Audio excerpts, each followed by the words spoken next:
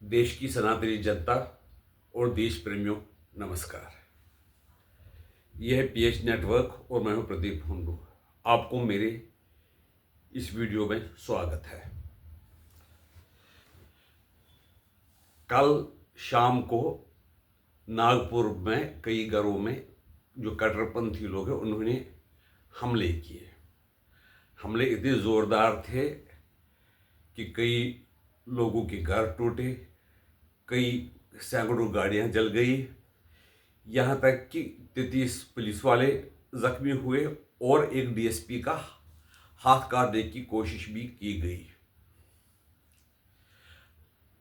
इस हिंसा का कारण क्या था?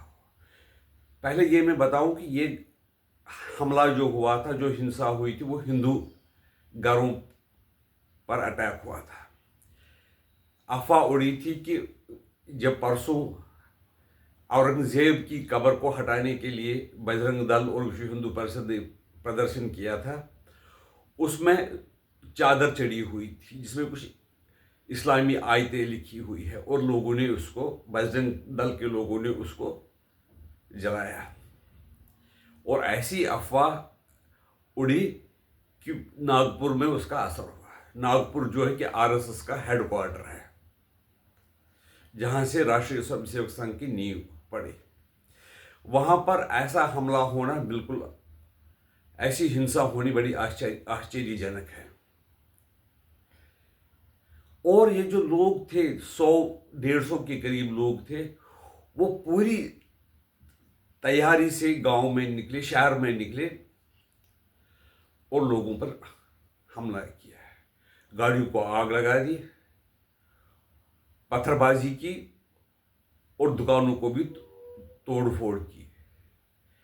एक रेस्टोरेंट पे हमला हुआ है और जो उसका ओनर है, मालिक है, वो बड़ा दुखी था कि कब तक हमें ऐसे रहना पड़ेगा कि हम आज़ादी से अपना काम नहीं कर सकते हैं, आज़ादी से रह नहीं सकते हैं, प्रेम से रह नहीं सकते हैं। अब वहाँ की महाराष्ट्र सरकार ने फैसला किया है कि जो दोषी पाए जाएंगे उनके खिलाफ सख्त कार्रवाई की जाएगी। अगर उनके खिलाफ सख्त कार्रवाई की जाएगी तो अच्छी बात है। कार्रवाई ऐसी होनी चाहिए जैसे योगी जी करते हैं। दोबारा ये लोग ऐसा करने की हिम्मत न जुटाए और इनमें सख्त से सख्त कानून जैसे एनएसए वगैरह भी लगाया जाना चाहिए। और ये बात यह है कि इसके पीछे कारण क्या हो सकता है। ये एक ही जगह पर नहीं होता है कि अफवाह उड़ गई तो उसके कारण लोग निकल गए। संभल में भी हुआ कि कहा गया कि मस्जिद पे हमला हुआ था। मैं कश्मीरी पंडित हूँ। हमारे घरों में जब हिंदुस्तान मैच जीता तो हमारे घरों को पत्थर से मारते थे। हिंदुस्तान मैच हारता था तो हमारे घरों पर पत्थरबाजी होती थी और हमारे मंदिरों को निशाना बनाया जाता था। कारण ये अफवाह के कारण नहीं है, ये एक मानसिकता है। जो मानसिकता बार बार ऐसे दंगे करवाती है। जो शरीफ आम जनता होती है उनको ऐसे लोगों के साथ हमदर्दी की आशा नहीं करनी चाहिए। एक फिल्म आई थी 2-4-5 दिन पहले, अभी भी शायद चल रही है, उसमें करोड़ों रुपए का रेवेन्यू आ गया। छावा देखकर लोगों को असलियत की जानकारी मिल गई।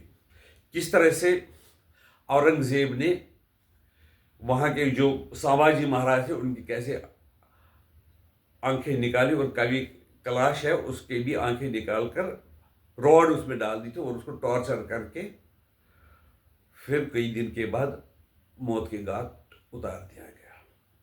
यही नहीं, औरंगजेब ने एक और काम भी किया। गुरु तेग बहादुर के ऑर्डर पर भी गुरु तेग बहादुर को भी फांसी दी गई, उनकी भी हत्या की गई, उनको शहीद कर दिया गया। ये लोगों को बोलना नहीं चाहिए। ये बात है कि इसी ऐसे ही लोगों को हमारे जो कई लोग हैं जो अपने आप को देशभक्त कहते हैं, वो उनका समर्थन करते हैं। कहते हैं कि हम आपके साथ हैं, हम आपके लिए मरेंगे, हम पहले गोली खाएंगे, सीधे कब नहीं पड़ेगी, गोलियां कब पड़ेगी। आप बताइए कि गोली कौन चलाना चाहता है और गोली किसके सीने पे आएगी? जो दंगा करेगा उसके सीने पे गोली आएगी। घर पे बैठे आदमी को कोई मारता नहीं है। ये डेमोक्रेसी, ये पाकिस्तान की तरह नहीं है कि बलूचिस्तान में घर में बैठे लोगों को 18 साल से 50 साल तक के उम्र के लोगों को उठाकर उनको पूछताछ के बहाने लिया जाता है और फिर गायब भी हो जाते हैं। जो मिलिट्री एज के लोग होते हैं उनके साथ ज़्यादती होती है और पूछताछ के बाद उसको गायब किया जाता है। इस सिलसिले में जो वहाँ की महरंग बलोच है उसने भी एक आवाज़ उठाई है, लेकिन ऐसे वहाँ के क्रूर शासक, जैसे औरंगज़ेब क्रूर शासक था, वैसे भी वहाँ पाकिस्तान के भी क्रूर शासक है, उन पर कोई असर होने वाला नहीं है। ऐसे आदमी को अबू आज़मी कहते हैं, एक महान आदमी है। महान आदमी ऐसे आदमी को कहने वाले, तो क्या आदमियों को जो हिंदू समाज है उसमें गुस्सा नहीं पनपेगा? ज़रूर पनपेगा। ऐसे आदमी को महान कहकर कि राजा एक दूसरे राज्य के साथ अपना राज पुख्ता करने के लिए दूसरे जो एनिमीज होते हैं उनके साथ ऐसा ही व्यवहार करते हैं। ऐसी मानसिकता वाले लोग यहाँ पर बिल्कुल आज़ाद घूम रहे हैं और हमारे नेता कहलाए जाते हैं। मेरे ख्याल में अबू आज़मी को भी पकड़ा जाना चाहिए और उसके खिलाफ कार्रवाई होनी चाहिए। जो कि यहाँ के जो हिंदू थे उन पर बाहर के से आए हुए आक्रांताओं ने हमले किए। यहाँ के हमारे जो धार्मिक गुरु थे, गुरु तेग बहादुर जी, ऐसे लोगों को शहीद कर दिया और साबाजी महाराज की आंखें निकालकर उनको टॉर्चर देकर उनको मार दिया गया।